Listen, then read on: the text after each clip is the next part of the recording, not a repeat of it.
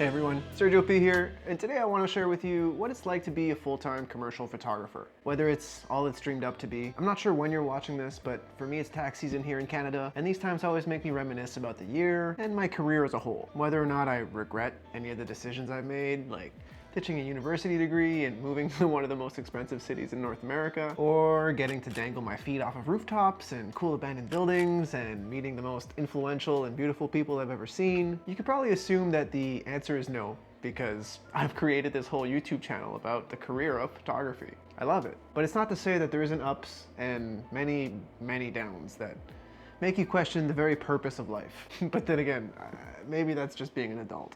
I don't know. This video isn't about the only way to go about this career. This is just a bit of my journey and what it took me, cost, and awarded me to choose this career as a full-time photographer. If you're thinking about doing this in the future, or you're dreaming about quitting your regular 9-to-5 job to be a photographer full-time, I hope this can offer you a glance at the entrepreneurial life that self-help books just don't cover. If you're a full-time photographer, maybe we have similar experiences?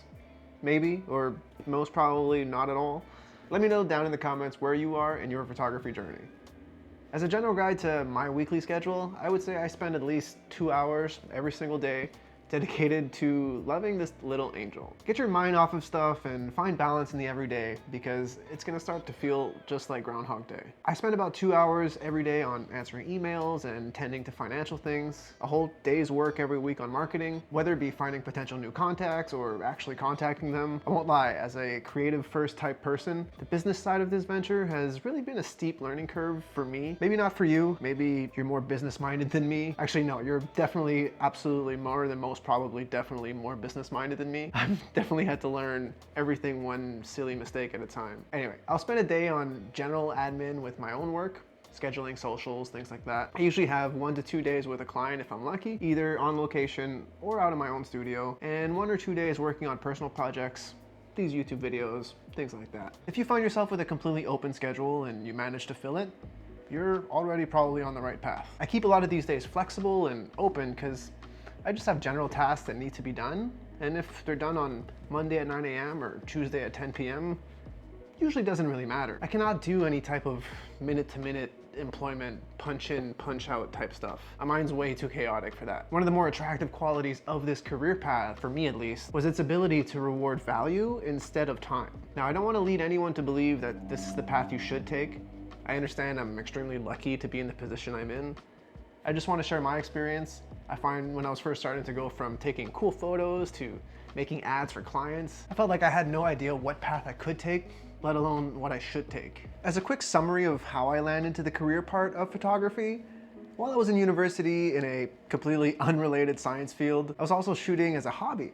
All my friends' cars, their parties, their new profile pictures. By the time I graduated, I had started being thrown like 20 bucks here and 50 bucks there, doing things I was already doing. And I thought, well, what if I take this seriously? I liked the instant gratification of making people happy, and at its core, I've always thought it was super cool to just create something that didn't previously exist. I took a film photography class as an elective back in Sergio, some weird Quebec thing, but physically holding a moment in time was absolutely wild to me. After university, I was shooting everything that came my way. Knowing what I liked was impossible. There was so much I hadn't done yet. I did nightclubs for 40 bucks and sorority formals for 75, just to name a few not great gigs. But I was lucky enough to move back in with my parents because I'm the youngest of an Italian family. But it helped minimize any stress of making ends meet. Not that everything's perfect now, but I've grown accustomed to that feeling of just not knowing when your next paycheck is coming. Being a full-time creative, much like any other owner-operator in the gig economy, means there's no, it's okay, I get paid on Thursday. You get paid when you put the work in, and then when you work a little bit harder so that you can haggle the client and get the money. There's no guarantees. Taking on something like a lease or a mortgage was so scary for the longest time because guaranteeing payments without guaranteeing income just sounded like an absolute recipe for disaster. Trusting the process and having a steady marketing regimen are the most important things to making any career last, especially as a self-employed entrepreneur. I got to a point in my late 20s where I didn't want to market towards individual people anymore. Unless you're running a tremendously high volume portrait studio or run a high value wedding business, it's super hard to market towards people, run a financially viable business, and even afford doing so. Someone may not pay you 10 grand out of their pocket, but a business will write you a check for it. A business with a profit to make will gladly spend the necessary cost to advertise their product in its most commercially viable way. Running a B2B operation is a much more financially stable way to afford the lifestyle that comes with being a photographer. At least in my opinion. I chose this career path because it fits my desire to create. Also, I find it tends to attract socially awkward and traditionally lonely people. It asks a lot of time out of you. And I'm always amazed when I meet other photographers with families and dependents, because like I said, nothing is guaranteed in this business. I've been full-time since 2014.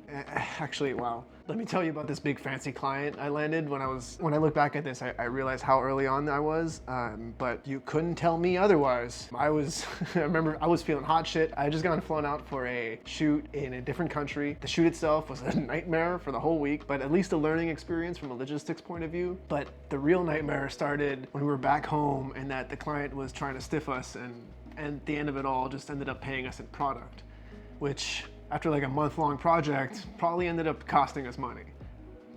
If you have regular responsibilities like a life, this career isn't super attractive at times. I know it's my fault in this example, but wishy-washy clients are definitely a thing to worry about. When it comes to tailoring your business to the clients you do want, it's all about creating a portfolio in line with the style these clients want for themselves. For this, I want to add very high praise for test shoots in general. You need to shoot more test shoots, at least I did. When I look back at the various points in my career that I would invest in my own portfolio, I mean, I can think back of these points because it happened like 4 times up until 2020. But what I want to say is that every time I invested in my portfolio, my business would blossom. It's only when the whole world would shut down that I look back and realize how much better my business would do when I loved what I was doing.